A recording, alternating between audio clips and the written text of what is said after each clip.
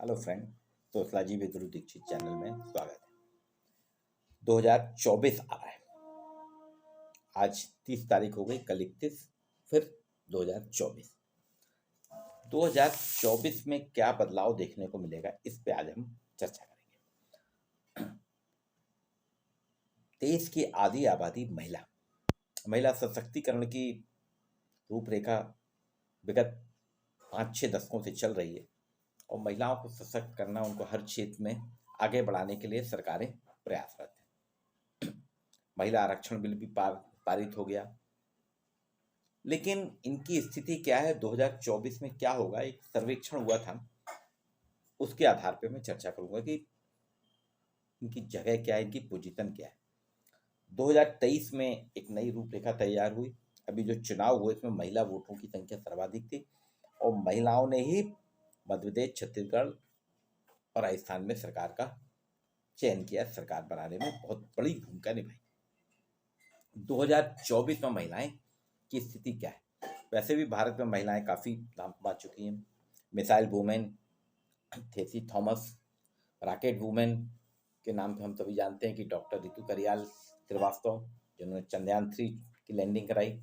Railway board की पहली महिला अध्यक्ष जया वर्मा है। पहली महिला एडीसी जो है मनीषा पाधी है।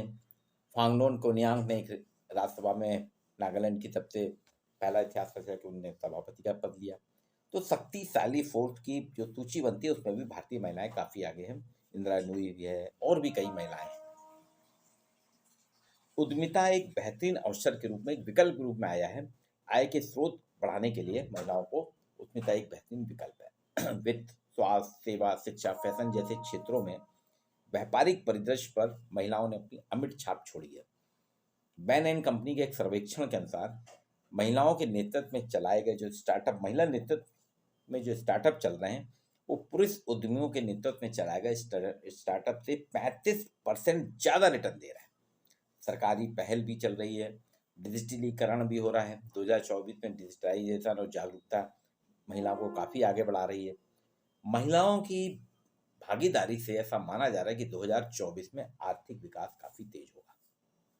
एक सर्वेक्षण आया है जिसमें बताया जा रहा है कि 37% लोगों का मानना है कि देश के विकास में महिला सशक्तिकरण बहुत जरूरी है।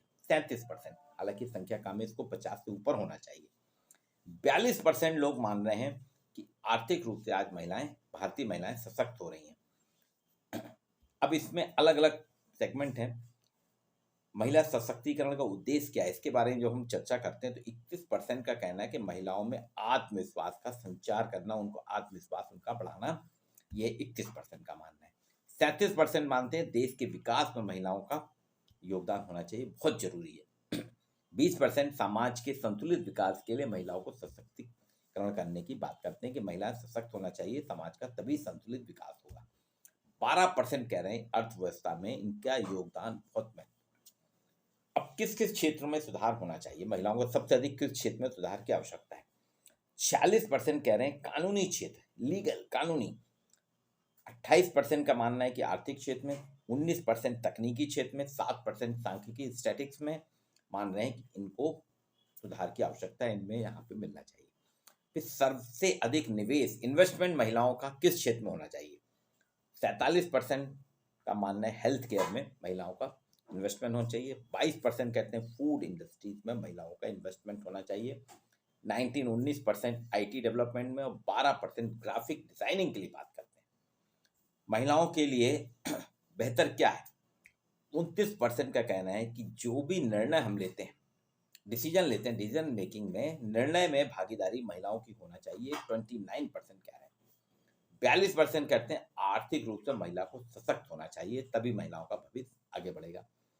19% ने कहा राजनीति में इनकी पहचान होनी चाहिए और 10% कह रहे हैं हर क्षेत्र में समान रूप से समान वेतन को मिलना चाहिए, तभी महिलाएं आगे बढ़ेंगी। पार्ट टाइम बिजनेस की जब बात की जाए कि महिलाओं के लिए पार्ट टाइम बिजनेस कौन सा अच्छा है, इन्फ्लुएंसर की बात होती है तो 11% बोलते हैं इन्फ्लुएंसर होना चाहिए। 25% ने कहा jewellery, part time jewellery business करना चाहिए। 29% ने कॉस्मेटिक की बात की और 35% कह रहे हैं कि महिलाएं कोचिंग करेगी तो काफी कुछ आगे बढ़ सकती है। तो धीरे धीरे आप देखिए भारत का जो है महिला कार्य में, जो भारत की जो महिला कार्य बल में भागीदारी है वो 140वें स्थान में, वर्ल्ड लेवल पे करें 140वां है। 52.80% भागीदारी हुई है 2023 में रोजगार में महिलाओं की। उद्यमिता एक बहुत अच्छा विकल्प आ रहा है। और देखिए धीरे धीरे धीरे हम खुद ही देख रहे हैं, पहले राजनीति में एक इंदिरा गांधी का नाम आता था, लेकिन आज कई महिलाएं राजनीति में अपना नाम कमा रही। क्रिकेट में, हॉकी में, फिल्म इंडस्ट्री में, पत्रकारिता में, सभी क्षेत्रों में महिलाएं आगे। टेक्नोलॉजी में, इंजीनियरिंग में तो सर्वाधिक महिलाएं आ रही। आजकल इंजीनियरिंग लाइन में किसी भी इंजीनियरिंग कॉलेज में आप देखेंगे वहाँ पे 40% लड़कियाँ एडमिशन ले रही इंजीनियरिंग में, तो एक महत्वपूर्ण भूमिका निभा रही हैं। देश को विकसित बनाने में महिलाओं की महत्वपूर्ण भूमिका है। महिलाओं का सशक्तिकरण इसलिए बहुत जरूरी है। राष्ट्रपति कह रही है हमारी कि महिलाओं का सशक्तिकरण बहुत जरूरी है। वर्क फोर्स में महिलाओं की समान भागीदारी सामाजिक आर्थिक प्रगति के अहम योगदान देती है। कोई भी देश अपनी 50% आबादी की उपेक्षा करके आगे नहीं बढ़ सकता। ये राष्ट्रपति द्रौपदी मुर्मू का कहना है। तो वुमेन पावर जो है एक बहुत ही जरूरी है। वुमेन पावर जितना होगा, 2024 देखिए आपके लिए एक नए नए अवसर दे रहा है। हमें भी अपनी सोच बदलना होगी, मानसिकता बदलना होगी, महिलाओं को आगे लाना होगा। चाहे इंजीनियरिंग का क्षेत्र हो, चाहे आपका मेडिकल का क्षेत्र हो, चाहे टेक्नोलॉजी का क्षेत्र हो, या आपका उद्यमिता का क्षेत्र हो, आपके क्या कहते हैं ये वर्कफोर्स का क्षेत्र हो, सभी क्षेत्र, मिलिट्री है, पुलिस है, सभी जगह शिक्षण कार्य में भी महिलाओं को आगे लाने की हमारी जिम्मेदारी, उनको महिलाओं को आगे लाना होगा। और 2024 में महिला सशक्तिकरण के लिए ज़रूरत है कि महिलाओं की शिक्षा में जो 18% की बढ़ोतरी हुई है, उसको 18% की बढ़ोतरी उच्च शिक्षा में जो महिलाओं का ग्राफ बढ़ा है वो 18 की जगह कम से कम 48% हो। 33% श्रम बल है, वो भी 50% होना चाहिए। स्टार्टअप में जो 35% रिटर्न मिल रहा है महिलाओं का, वो 50 से ऊपर जाए। और 33% जो 2022-23 में श्रम बल है, वर्क फोर्स है, उसमें महिलाओं की जो भागीदारी है वो 37% है, अभी वो 50 से ऊपर होना जरूरी है। तो आपको ये सर्वेक्षण जिसके आधार पर मैंने महिला सशक्तिकरण की बात की है कि रॉकेट वूमेन है, मिसाइल वूमेन है, ये सभी क्षेत्र में लीडरशिप में भी आगे आ रही हैं। आपको कैसा लगा वीडियो, उसको लाइक कीजिए और शेयर कीजिए।